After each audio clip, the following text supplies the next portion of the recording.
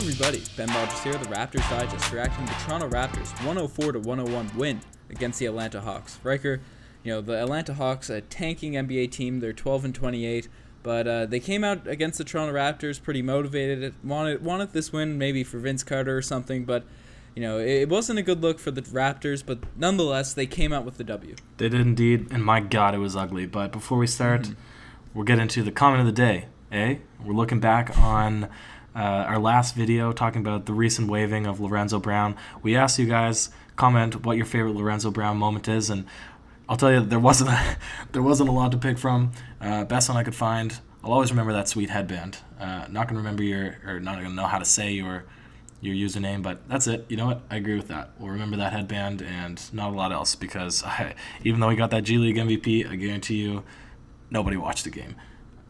But a point of contention here, Chris the Clamper 661, not a comment of the day, the exact opposite. He wanted to really boil my bubbles, and he said, at this rate, I'd rather have Melo than CJ Miles. Kind of a comment out of the blue, but never say that. Carmelo Anthony is absolute dead weight to put on any team. If a team is a bunch of balloons, he's that kind of rock that holds them down.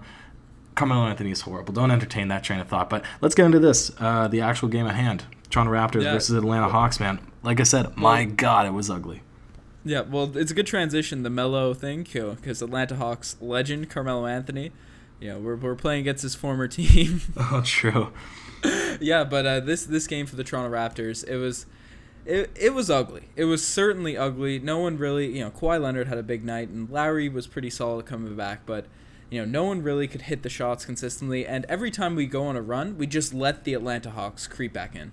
Yeah, and I'm going to say this right now. I was really okay, and this is one of the few times that I reckon I'm going to say it now moving forward, and I don't think that I would have ever said this in a previous game, but I was very disappointed in Nick Nurse. I'm not sure if you caught the beginning of the game, but throughout almost the entirety, he was running the defensive set into a 3-2 zone for most of the game, and I mean the Raptors were playing horrible. Like there was no effort put in whatsoever. I don't understand why they didn't go man to man. Maybe there was some sort of practice on a bad team, or let's just throw it in and see what happens, but he stuck to it even though it wasn't working. And this Atlanta Hawks team, like you said, they were a little bit hot. They just beat the Miami Heat by 20 points. Their game that came out, or a team that wanted to come out and win. Really bad play calls, and they really barely managed to win this game at the end. And that should have been the case. Most definitely. The defense just really wasn't there, and we couldn't really contain the guards for the Atlanta Hawks. Jeremy Lin with 20 points, Trae Young with 19. And Trae Young was hitting floater after floater. Besides John Collins, no one's three-point shot was really falling for the Hawks, except, Vince hit a couple and Dorsey hit a couple. But, it was really the inside game and the floater sorts of things that really killed the Toronto Raptors from the Hawks tonight. Yeah, it was just sloppy, lazy defense, and that was until the end. We had a couple phenomenal defensive sets from Kawhi Leonard, and even Serge Ibaka was really doing a decent job at the end of contesting shots. But yeah, throughout, I mean, this is not a challenging team to beat, I don't think. My friend that I was watching the game with made the comment, they do have some decent young guards and or just a bit of talent, I guess, on the team. But for the most part, this is not a team that you should ever get into the point where you're battling late into the fourth quarter. It should be a closeout by the end of the second. So I'm not extremely thrilled with how it was played, and we don't have even a great performance from guys that this is their opportunity to shine. Norman Powell, he regressed and had a bad game. Fred VanVleet had a bad game. DeLon Wright had a very average game that it's now looking like maybe he is on the chopping block in terms of a trade. Yep. So there's not a lot of significant positives until we start talking about the last 2 minutes, which are extremely exciting. Yeah, but one positive that definitely came from this game, a guy that everyone's been trashing on as of late, OG Anunoby, 14 points, a couple rebounds, a couple steals, solid defense all night. With Pascal Siakam's foul trouble, he stepped up. He stepped up tonight, and that's a step in the right direction for OG. And his IQ was looking good this game. I've been knocking on his IQ and his ability to understand what his role is. But he was 2 for 2 from the 3-point line. Late game, he had a shot, but he took it and made a really good layup. And then also at the very end of the game, he made that crucial pass to Kyle Lowry, which ended up sparking that final possession to take the lead. So he did definitely look like an elevated player. And we don't need 20 points from OG Anunoby. Yeah. We just consistently need double digits. Yeah. We even if the scoring's not there, if OG just plays confident, he's going to do great things. Because we've seen skill-wise, his handle looks a bit tighter from last season. His ability to finish around the rim, he was abysmal at driving, at full pace and slashing last year. So we've seen the skills kind of improve, but the confidence that he had last season, which made him a starter on a almost 60-win team, that's the area where he's regressed this year, and that's why he's been so inconsistent. But in games where he's looked confident and comfortable on the court, then he's been able to show off the things that he's improved on in the offseason. And I think if he just gets his mind right, gets focused on each game, gets this confidence on a consistent night-to-night basis, he could be a really solid, the OG Anunoby everyone's expecting. It might not be 20 points every night, but it's a valuable contributor because a lot of games this season he's just been a non-factor. Yeah, an absolute non-factor. But I'm a little bit tired here now about talking down upon a winning team. They're on a run. This is the first. I was very nervous. I will say that for sure. We've been talking a lot about wanting to see Kawhi Leonard and Kyle Lowry playing together. They're finally back on the court. If I said if this is if they're finally back together now and they lose against the Atlanta Hawks, I would have been crying real tears. But the savior of the game, the number one guy, the reason we brought him in and put all of our faith in and traded away our franchise player, Kawhi Leonard, he did not disappoint. He did exactly what we expected him to do. 6 steals, a very efficient shooting game, 31 points, and then came up with the 2 defensive stops that led to them ultimately coming back, taking the lead, and then putting the nail in the coffin. Yeah, no, we usually leave the segments till the end, but we might have a shorter pod. But tonight, the why you do him like that play of the day, it's you mentioned it, the final steal from Kawhi, running down the court, the ball swung all over, from one end of the three-point line to the other, down to Serge Ibaka for the dunk. It was the play that sealed the deal, and Kawhi Leonard's just impact defensively. We see a lot of superstars capable of getting the buckets on the offensive end, and Kawhi has shown that he's capable of doing that. But Kawhi seems to come up with clutch plays on the defensive end. He gets a steal whenever we need him, and 6 steals from him tonight, 31 points.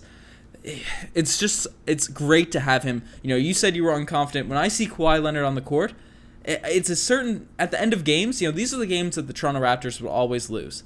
We wouldn't be able to execute down the stretch. But I just have a certain confidence when he's on the floor. Whether it works out or not, there's that confidence there with Kawhi Leonard. No, that's totally fair to say. And he impressed. He razzled. He dazzled. The game just slows down. He gets the ball in his hands. And there was one possession I even said, wow, it looks like I'm watching in slow motion because the pace was so fast and frantic and sloppy. 27 turnovers for the Hawks, 19 for the Raptors, right? Yeah. And then Kawhi Leonard gets the ball after a lot of back and forth basketball and just takes a couple slow dribbles into the lane, a slow pull up from the wing. The defender seemed to back off him, bang. Right, like the game it's slow motion when he plays. He just has this sense of this crazy sense of basketball. It's really fun to watch. But next segment.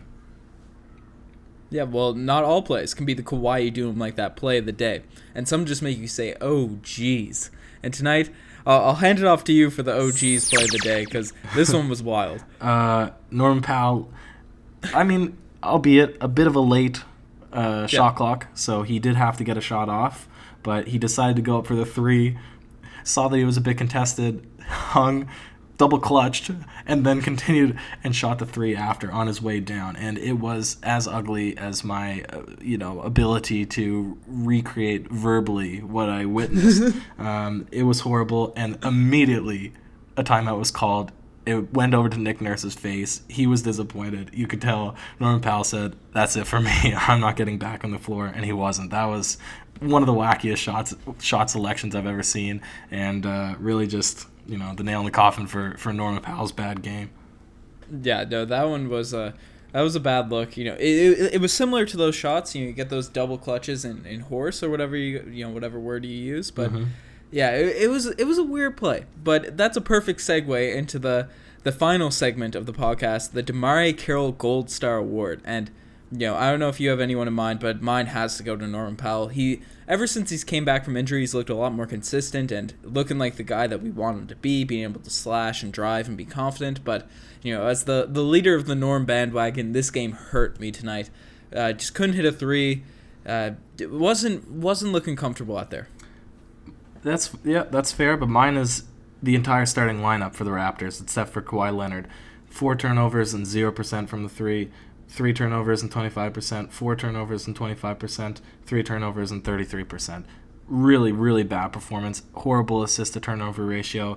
The guys they were off their game tonight, and this is a game with the Atlanta Hawks that's supposed to be one of those confidence builders. You go in, it's an easy win, and you kind of practice different things, but they were practicing all the wrong things tonight.